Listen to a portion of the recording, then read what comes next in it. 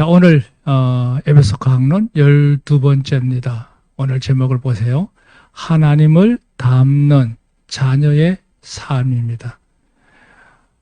이 제목은 진행형이에요. 닮아 있다는 뜻이 아니라 닮아가고 있는 자녀들의 삶은 어떠하냐 하는 것을 지향하고 있는 제목입니다. 자, 우리가 벌써 에베소서 5장으로 넘어왔습니다. 지난 4장까지도 만만치 않은 내용이지만 이 5장부터도 참 중요합니다. 여기 이렇게 시작했어요. 에베소 전반부, 그러니까 4장까지는요. 우리가 그 어떤 혈통이나 나라나 종족에 상관없이 예수님을 구주로 영접하기만 하면 누구에게든지 똑같은 하나님의 은혜가 내려지게 되죠. 제사함 받고 의롭다 칭함 받고 하나님과 화목할 수 있고 하나님으로부터 영생권을 받게 되고 자녀의 권세를 받게 되고 천국의 후사까지 될 수 있는 이 엄청난 역사가 일시간에 다 이루어집니다. 이런 은혜를 받은 성도들이 연합을 이루어서 지역마다 하나님을 섬겨가는 귀한 은혜의 재단을 이룬 것이 바로 교회입니다. 이 교회 안에는 다 그리스도의 몸된 지체다. 여기는 서로 유기적인 연결 관계를 잘 이루어서 하나님의 뜻을 이루어가는 일체성을 이루어야 된다. 거기에 대한 원리를 지난 3장까지 얘기했고 4장으로 넘어오면 그 구성원들이 각자 저마다 영적으로 자각을 해서 변화가 돼서 전환이 돼서 하나님의 자녀답게 새로운 성품의 삶을 살아야 된다. 그 점을 강론해왔던 점이에요. 자, 이제 5장으로 넘어옵니다. 이제 우리 성도들이 일반적으로 세상에 나가 어떤 모습으로 살아가야 되느냐 하는 문제를 다루고 있는 거예요. 그러니까 오늘 주보에 대해서 에베소 전반부는 종족에 상관없이 예수 그리스도를 영접함으로 예수님의 몸된 지체로 연합을 이루어야 한다는 언론. 이어서 우리가 새 생명을 가진 자답게 새 사람을 입어야 된다. 그걸 상고해 왔죠.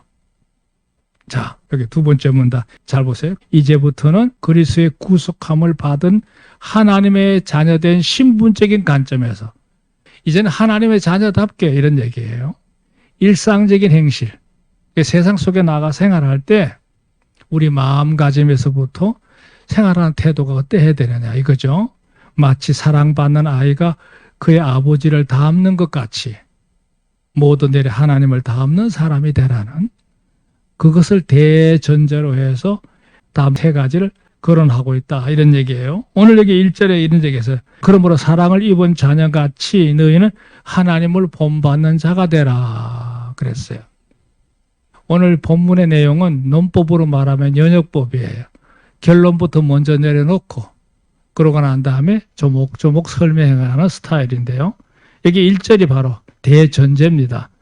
사랑을 입은 자녀같이 너희는 하나님을 본받는 자가 되라 그랬습니다. 이게 뭔 말이냐면 부모로부터 그야말로 온 정성을 다해서 아이를 사랑하는 부모가 있단 말이죠. 그럼 그 사랑을 받는 아이는 그러한 사랑을 준 부모에 대해서 자연히 부모를 좋아할 수밖에 없죠. 그럼 그 아이가 그렇게 부모의 사랑을 받으면서 가지는 의식의 변화는 뭐냐? 나도 아버지처럼 살아야겠다. 그런 마음을 가져야 하겠느냐. 세월이 지나고 보니까 그 아버지의 그 아들이라 그렇게 된 것처럼 이제 우리가 하나님의 극진한 사랑을 받아서 하나님의 자녀가 됐기 때문에 하나님의 이러한 사랑을 받은 자라고 하는 사실을 깨닫는 자라면 당연히 그러한 사랑을 주신 하나님을 본받고자 하는 마음을 가져야 되지 않느냐. 그걸 이제 세 단락으로 설명하고 있는 게 바로 2절부터 저 14절까지 나눠진 겁니다. 자, 첫 번째 단락을 볼까요? 그리스도의 사랑을 본받으라 그랬어요. 자, 1절은 이게 설명했고요. 2절 그리스도께서 너희를 사랑하신 것 같이 너희도 사랑 가운데서 행하라. 그는 우리를 위하여 자신을 버리사 향기로운 제물과 생축으로 하나님께 드리셨느니라 그랬어요. 중요한 말인데요. 여기 이런 설명했어요. 예수님께서는 우리를 사랑하심에 대하여 몸소 희생으로 본을 보여주신 분이다 그랬거든요. 여기 위에 9절에 보면요. 향기로운 제물과 생축 그랬어요. 그 향기로운 제물이라는 그 제물, 이 프로스토라는 단어는요, 하나님께 제물을 드릴 때 쓰여지는, 사용되어지는 모든 것을 통칭해서 쓰는 말이에요. 그런데 그 뒤에 다시 한마디에 드는 게 생축이라는 단어가 나와요. 디시안이라는 단어인데요. 희생제물이에요.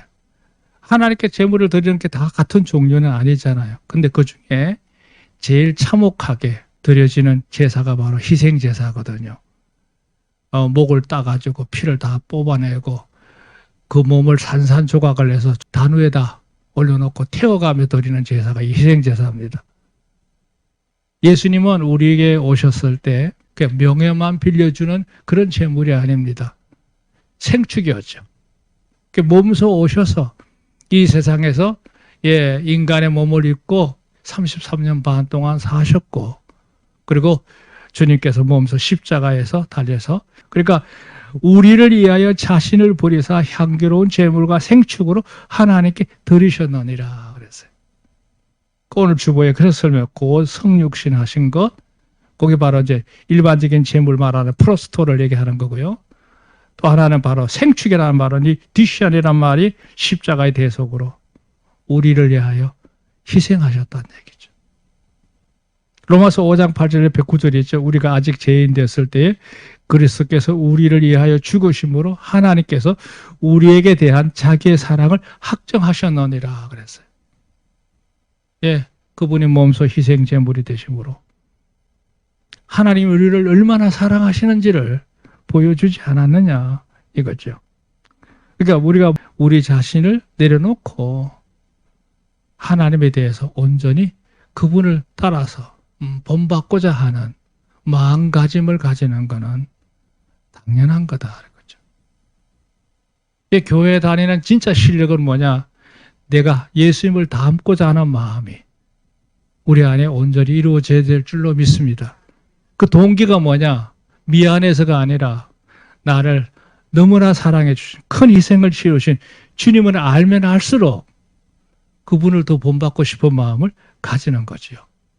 그 일대제가 그거예요. 그리스도 사랑을 본받으라 하는 말씀이에요. 자, 두 번째 중요한 요소는 그럼 본받는 것만 갖고 되느냐? 구체적으로 설명에 들어가는 거예요. 두 번째, 어둠에 속한 일들을 버리라는 거예요. 이 버린다는 뜻은 끊는다는 걸 의미해요. 여기 3절 그랬죠. 음행과 온갖 더러운 것과 탐욕은 너희 중에서 그 이름이라도 부르지 말라. 이는 성도에 마땅한 할판이라 그랬어요. 여기 음행, 그 언어적으로 설명한 음욕으로 인해서 이루어지는 부적절한 행위, 이 에베소 지역도 마찬가지입니다만 헬라 제국 당시에는 그 아프로디테라고 하는 여신이 있어요. 그 아프로디테라는 여신 신전에는 여성 창기들이 신전 안에 가득했습니다. 그래서 남자들이 이제 음욕을 갖고 그걸 풀 수 없을 때 그 아프로디테 신전에 와서 음행을 행하는 거예요. 그게 신전이 공식적으로 있었던 거예요. 그러니까 일반 이 헬라 문화권에서 하는 이 남성들은 이런 일들이 아주 공공연하게 일반화되어 있기 때문에 그건 아무 거리낌이 없었어요. 그랬건데 오늘 본문에서 그게 하나의 지약이기 때문에 안 된다는 거죠. 그 다음에 이게 온갖 더럽다는 말, 잘못된 종교의식이나 또 잘못된 여러 가지 관념들로 인해서 사람들이 삐뚤어진 사람들이 많거든요. 부정한 생각들, 여러 가지 인간적인 개념들, 소위 말하면 폭넓은 타락한 의식을 말할 때 이걸 온갖 더러운 것, 탐욕, 플렉오렉시아라는 단어인데 마음속에 사람이 누구든지 소유욕이 있다는 거니까 그 소유욕으로 인해서 가지는 그거 버려야 된다는 거죠. 근데 여기서 중요한 단어는 그거를 버리는 것만, 그걸 절제하는 것만이 전부가 아니라 여기 보면 너희 중에 그 이름이라도 부르지 말라고 그랬어요. 그런데 속하는 말도 섞지 말라는 거예요. 그렇잖아요. 사람이 대화를 하다 보면 여러 가지 상스러운 말도 많이 하고 탐욕적인 말도 많이 하고 엄난한 얘기도 많이 하잖아요. 흔히 우리 말하면 엄담패설 같은 건데요. 그거 다 끊어야 한다는 거예요. 이는 성도에 마땅한 할 바니라. 그래서 여기 그렇죠. 일반 보편적인 죄에 해당한 것들의 단절은 당연한 거고 그에 속하는 말들도 하지 말아야 된다. 요즘은요 이미지 문화 시대이기 때문에 뭐 소리, 동영상뿐만 아니라 엄청 타락한 음란한 문화들에 관한 그림들이 많잖아요. 근데 그게 통제가 안 됩니다. 지금은 온 세상에 온갖 더러운 것들, 음란한 것들, 탐하는 것들, 이게 너무나 세상에 가득한 거죠. 그 다음에 보세요. 4절. 누추함과 어리석은 말이나 희롱의 말이 마땅치 아니하니 돌이켜 감사하는 말을 하라 그랬어요. 여기 누추하다는 말은 뭐냐면 더럽다는 뜻이에요. 예, 누가 들어도 부끄러운 얘기야. 얼굴이 붉힐 만한 것들이야. 물론 개인적으로 볼 때는 뭐 덤덤하게 받아들였을지 몰라도 자 보세요. 보편적인 기준이라는 게 있어가지고 나도 괜찮았다면 상대방도 괜찮아야 괜찮은 거예요. 그리고 공개적으로 됐을 때 누추한 거, 부끄러운 건 안 된다는 거죠. 누추함과 어리석은 말이나 희롱의 말이 합당하다. 어리석다는 그 모로서라는 단어가 뭐냐면 낮은 수준의 말을 말합니다. 그야말로 수준 이하의 말을 할 때 그걸 어리석다, 허망하다 이런 표현을 해요. 희롱의 말. 이 희롱의 말도 역시 마찬가지예요. 상대방을 괴롭히는 말, 결박하는 말들, 상서로 농담 이런 것도 다 이게 다 희롱의 말이에요. 그러니까 우리 일상생활 속에서 우리가 이 말하는 말 속에 성도들은 말투도 고쳐야 되지만 말 내용도 고치셔야 돼요. 그래서 지금부터는요. 이쁜 말을 하시기를 힘쓰시기 바랍니다. 아멘. 생각도 그렇지만 말하는 것도 조심해야 돼요. 아니 하나님의 사랑을 덧입어서 하나님의 자녀된 자들이 말하는 말씨가 품위가 없고 수준 이하가 되면 어떻게 되겠어요? 우스꽝스러운 모습이 될 수 있고 사람들 마음속에 상처를 줄 수도 있는 거거든요. 이게 다 허황된 것들이에요. 그러니까 누추하거나 수준 이하의 말을 하거나 희롱의 말은 마땅하지 않다. 그건 있을 수 없다. 이제 은행의 품격을 높이라는 거예요. 품격을. 그리고 돌이켜 감사하는 말을 하라 그랬어요. 모든 것에서 하나님의 은혜를 대비시켜가면서 감사하는 표현, 고백하는 표현들 많잖아요. 그 우리가 이런 말씨를 바로 바꾸는 게 우리 생활의 변화거든요. 이게 중요합니다. 5절 너희도 이것을 정녕 알거니와 음행하는 자나 더러운 자나 탐하는 자 다시 반복이죠. 아까 나왔죠. 또 우상 숭배자를 하나 더 추가했어요. 다 그리스도의 나라에서 기업을 얻지 못한다. 하나님의 축복의 대상이 될 수 없다는 얘기. 하나님의 은혜를 덧입는 일에 제한이 있다는 거예요. 당연하죠. 이거 설명했어요. 하나님의 거룩함에 대치되는 거. 그건 하나님의 품성하고 자체가 이게 반대에 있는 거죠. 그게 취하면 하나님과 맞서는 게 되죠. 대치가 되는 거예요. 본질적으로 하나님 나라의 후사에 합당치 않은 거다. 그 기업의 대상이 될 수 없어. 그 생애 속에 하나님 역사를 기대할 수 없는 거예요. 이 중요한 말입니다. 그러니까 우리가 단순히 하나님의 자녀이기 때문에 그 품위에 맞는 은행을 해야 된다 이렇게 말하면 생각하는 게 아니라 그건 하나님과 대치되는 거다. 하나님을 괴롭히는 거예요. 노여움의 대상이 되는 거예요. 그래도 어찌해 하나님의 은혜를 덧입을 수 있겠느냐. 우리가 행하는 모든 찬송과 기도와 모든 헌신의 결과가 아무 가치가 없게 되는 거죠. 그건 안 되는 거죠. 6절 볼까요? 누구든지 헛된 말로 너희를 속이지 못하게 하라. 이건 좀 더 한 단계 차원이 다른 말이에요. 이를 인하여 하나님의 진노가 불순종의 아들에게 임한다. 그랬어요. 자, 설명을 보세요. 이 말이 뭐냐? 너희는 스스로 거룩하고 확신함으로. 그러니까 우리가 스스로 우리 자신을 성결하게 관리를 잘 해야 되고요. 또 우리가 진리의 깨달음에 대해서 우리 안에 확신이 필요해요.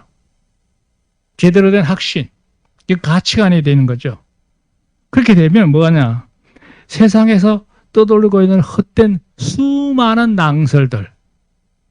예, 세상에 말들이 많죠. 그 낭설과 궤변들, 그게 속지 않습니다. 왜? 내 안에 분별력이 있기 때문에. 그보다 더 높은 가치관이 있기 때문에. 그러니까 그런데 우리가 속지 않도록, 휘둘리지 않도록, 이용되지 않도록 조심하셔야 돼. 요즘 연세 드신 분들도 그렇고 젊은 분들도 그렇고 유튜브를 많이 보잖아요. 그거 많이 너무 취하지 마세요. 제가 또 많이 보는 편인데 그거 자꾸 보다 보면 휘둘리게 돼요. 그 정직한 거 별로 없어요. 예, 그러면 안 됩니다. 사람의 마음을 교모하게 이용해서 조회수를 올리기 위해서 만들어진 말들이 얼마나 많은지 몰라요. 그걸 잘 구분하기 어려워요. 그 빠지면 안 돼요. 다 낭설이에요. 그렇게 궤변이 많아요. 그게 휘둘리면 안 됩니다. 그 사람들이 그런 매스미디어를 이용하는 그런 군중 심리에 휘둘려가지고 방향성 잃고 사는 경우 얼마나 많습니까? 문제는 이거예요. 하나님의 진노가 불순종의 아들들에게 임하나니 그랬거든요. 이 말은 뭐냐면 하나님의 진노 절대 피할 수 없다는 거죠. 예, 저들에게 하나님께서 하나님의 진노가 임하는데 그게 함께 휩쓸리면 어떻게 되겠어요? 우리도 진노의 대상이 될 수밖에 없는 거죠. 예, 부질없는 헛된 낭설, 궤변 만드는 자 절대 하나님께서 간과하지 않으셔요.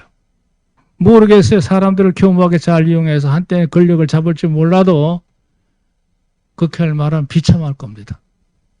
비참할 거예요. 우리가 지금 보고 있잖아요. 현실을. 7절. 그러므로 저희와 함께 참여하는 자가 되지 말라 그랬어요. 이 설명이 중요한 말이라서 따로 뺐어요. 저 불순종의 아들들에 속하는 자들과 친하게 지내는 거, 친구 삼는 거 있을 수 없어요. 또 어떤 일이든지 무엇을 하든지 간에 그들이 하고자 하는 일에 동참하면 안 돼요. 이거 조심해야 돼요. 그러니까 하나님의 가치관하고 대치되는 사람들과 친구 삼아서 깊어지는 거 이거 굉장히 위험한 겁니다.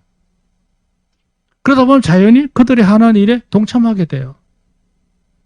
분명히 말하기를 저들이 하는 일에 함께 참여하는 자 되지 마라. 왜? 그들과 같은 죄를 범하게 됨으로 인해서 하나님의 진노를 피할 수가 없단 말이에요. 그 진노에 빠질 뿐이다 이거예요. 안 된다.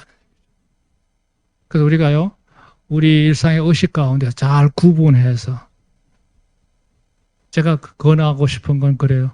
성도들끼리 친하시기 바랍니다. 저도 지금까지 살아오는 동안 친구가 되려고 하는 사람을 삼았으면 얼마나 많겠습니까? 그러나 정리해 나가면서 구분해 가면서 살아야 돼요. 자, 세 번째. 하나님의 자녀된 자들이 살아야 될 또 하나의 모습. 하나님을 본받는 삶의 모습인데요.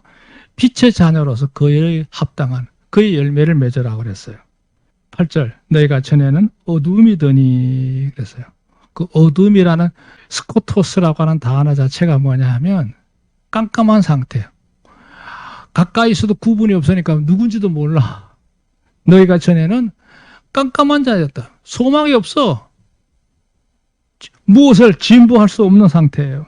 근데 아니다 이게 주 안에서 빛이라 그랬어요. 생각해 보세요. 깜깜한 칠흑 같은 밤길하고 해가 떠 있는 낮길하고 차이점이 뭐예요? 예, 밤길은요 참 두려운 거래요. 힘든 길이에요. 왜 그 길을 가느냐 이거예요. 너희가 전에는 어둠의 길을 갔던 자들이다. 아니다. 지금 이제는 주 안에서 빛이라. 대낮같이 밝은 길을 가고 있는 자가 아니냐. 하나님의 눈길과 손길이 늘 함께 할 수 있는 길이죠. 여기 참 중요한 말은 여기 보면 너희가 전에는 어둠이더니 그랬잖아요. 여기 어둠과 빛을 한 구절 속에다 같이 넣어놨어요. 이더니. 옛날 과거형이면 좋은데 이게 뭐냐면 미완료 과거 시제예요. 과거는 과거인데 아직 끝나지 않았어. 그게 무슨 얘기냐면 현재 하나님의 자녀라고 하면서도 여전히 옛날 행석 그대로가 내 의식 속에 남아있다는 걸 의미해요. 그러면 안 된다는 거죠. 이제는 분명한 결정을 내려서 빛의 자녀답게 그 길로 가야 된다는 거죠. 그러니까 주 안에서 빛의 자녀들처럼 행하라고 그랬어요. 이게 같이 묶어놓은 거예요. 자, 설명 보세요. 예수님을 영접하여 구원받기 전에는 우리는 어둠에 속한 자야. 어둠의 세력 안에 늘 살았던 것이죠. 이제는 주 안에서 빛이다 이거예요. 지금도 우리 안에는 이 의식이 병행되어 있죠.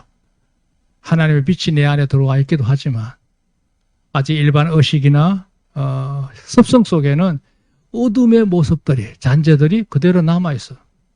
이걸 빨리 이제 밀어내고 빛의 길을 택해서 나가라. 구절이 참 재미있는데요. 빛의 열매는 모든 착함과 의로움과 진실함에 있다 그랬어요. 여기에 설교에 간주해놨죠. 착함이라는 말은 아가도시네 이런 단어인데요. 이건 일반적으로 말할 때 그냥 순수한 것, 얌전한 것, 선한 것, 이걸 말할 때 보통 착하다 그랬어요. 그렇죠. 우리 하나님을 섬기는 사람은 일반적으로도 착해야 돼요. 뭐가 하나만 안 돼요. 참 저 사람 어진 사람이야, 착한 사람이야, 그런 품성의 평가를 받는 여러분 되기를 좀 축원합니다. 저 사람은 너무 까탈스러워, 저 사람 너무 차가워, 이러면 안 되는 거예요. 여기 아가도신이라는 단어 자체가 그거예요. 일반적으로 모든 사람 평가했을 때 저 사람은 참 선한 사람이야, 착한 사람이야, 부드러운 사람이야, 온유해, 따뜻해, 이거예요. 그게 착함이에요. 그러니까 하나님에 속한 사람은 기본적인 그 바탕이 자체가요, 착해. 두 번째, 의로움이라는 말이 있어요. 의로움. 이건 디카이오신이라는 단어인데요. 이게 뭐냐면 그냥 저 사람은 정직하고 바람직하고 이런 도덕적인 개념을 말하는 게 아니고 하나님으로부터 뭔가 배워서 공급받아서 연결돼 가지고 오는 의로움을 의미해요. 그러니까 내면에 믿음으로 인해서 성숙되어진 그 바람직한 걸 말하는 거죠. 사랑 여러분, 우리가 그냥 난 참 경호가 밝아, 반듯해, 그건 도덕적인 개념이고요. 그러니까 내가 하나님을 섬김으로 인해서 하나님 말씀에 이렇게 살라고 했어, 하나님은 이런 분이야, 나도 하나님을 닮아야지 해서 오는 말할 때 그게 의로움이라고 할 수 있어요. 그 다음에 진실이라고 했어요. 진실. 알레데이라는 단어인데요. 이게 뭐냐면 그냥 말 단어 자체가 설명할 때 그냥 진리예요. 진리. 진리. 그러니까 빛의 열매는 착한 거하고 의로운 것과 진실함에 있느니라. 여기 설명했죠. 모든 악함과 대조되는 모든 착함, 의로운 진실한 성품 행동 언제나 누구와 연결되어 있다고요? 하나님과 연결되어 있다. 10절. 주께 기쁘시게 할 것이 무엇인가 시험하여 보라 그랬어요. 그 빛의 자녀들처럼 산다는 것은 사랑받는 자녀가 그 아비의 표정을 살피는 것처럼, 그렇죠? 아버지의 사랑을 느끼는 자녀는 늘 부모의 표정을 살피죠. 그러니까 우리 성도들도 어떻게 하느냐, 하나님의 마음을 살펴가면서 하나님의 뜻을 늘 비교해가면서 잘 범사를 구분을 하고 그에 따라서 행동하는 것이 마땅하다는 거죠. 늘 쉽게 말해서 하나님을 먼저 생각하라는 얘기. 자, 11절. 너희는 열매 없는 어두운 일에 참여하지 말고 도리어 책망하라. 저의 은밀히 행하는 것들은 말하기도 부끄러움이라. 사람이 유격을 피할 수는 없겠지만 유격대로 살면 열매가 하나도 없습니다. 자랑할 만한 것도 없고 전부 후회만 남는 거예요. 어둠에 속하는 것들에 대해서 소극적으로 참여하지 말고 도리어 책망하라는 말이 뭐예요? 적극적으로 그것을 규탄하고 그것으로부터 떠날 수 있는 그런 상태로 독려해야 된다. 독려해. 그러니까 내가 개인적으로도 그렇고 나와 함께 교제하고 있는 사람들이 있다면 그게 빠지지 않도록 잘 관리도 해줘야 되지만 그것부터 손을 떼서 벗어날 수 있도록 적극적으로 도와주라 이 말이죠. 13절도 참 중요합니다. 그러나 책망받는 모든 것이 빛으로 나타나나니 나타나지는 것마다 빛이니라 그랬어요. 이 무슨 뜻이냐면요, 어두운 일들은 모두가 다 빛으로 인해서 다 끌려 나와 가지고 악한 모습으로 결판이 나죠. 이게 이제 하나님의 선악의 개념인데요. 예, 하나님과 역행했던 모든 것들, 인간의 추하고 더러운 모든 것들, 하나님 빛 앞에는 숨을 수가 없어. 다 그 앞에 끌려 나와서 악한 것으로 정죄를 받는다는 얘기예요. 그러므로 이르기를 잠자는 자의 죽은 자들 가운데서 일어나라. 그리스도께서 내게 빛이리라 그랬어요. 빛이리라. 보세요. 10절 설명 보세요. 각성치 못하는 자는 다 잠자는 자들이다. 이게 또 하나의 결론이에요. 우리가 바로 내 생활 속에 구별이 없이 아무렇게나 사는 거, 그 영적으로 잠을 자고 있는 거야. 이제는 우리가 겉없는 성도답게 하나님의 자녀로서 깨어나야 되고, 의식도 그렇고 생활도 그렇고, 이제는 우리의 삶에 변화가 와야 된다는 거죠. 그걸 새 옷을 입어라 이거죠. 예복을 입는 거예요. 천국 갈 준비를 하는 거예요. 그 혼인잔치 비유도 나오잖아요. 예, 길거리 나가서 누구든지 다 불러서 잔치에 참여하게 해라. 근데 이제 왕이 나가서 보니까 들어오긴 했는데 예복을 안 입어서 그 당장 쫓아내라고 하잖아요. 그 변화의 삶을 의미하는 거예요. 우리가 하나님의 백성답게 우리 의식 자체가, 우리의 생활 자체가 바로 예복을 준비하는 삶인 줄로 믿으시기 바랍니다. 그에 합당한 삶을 사는 건 당연한 거죠.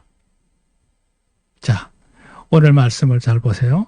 하나님을 진실로 경외하고 하나님의 사랑을 깨닫는 자들이 하나님을 본받아서 하나님처럼 나도 그 성품에 따라 내가 삶을 변화되게 가야겠다. 닮아가야겠다. 그렇게 생각하는 자녀들은 어떻게 사느냐 그랬을 때 세 가지를 얘기한다는 거예요. 하나님의 사랑을 내가 늘 본받는단 말이에요. 닮기를 원하고, 두 번째, 어둠에 속한 일들은 다 버리는 일을 열심히 하는 거, 버리고, 세 번째, 이제는 빛의 자녀답게 빛에 속하는 열매를 맺기에 힘쓰게 된다 이 말이죠. 하나님의 역사와 축복이 늘 함께 하시기를 주의 이름으로 축원합니다.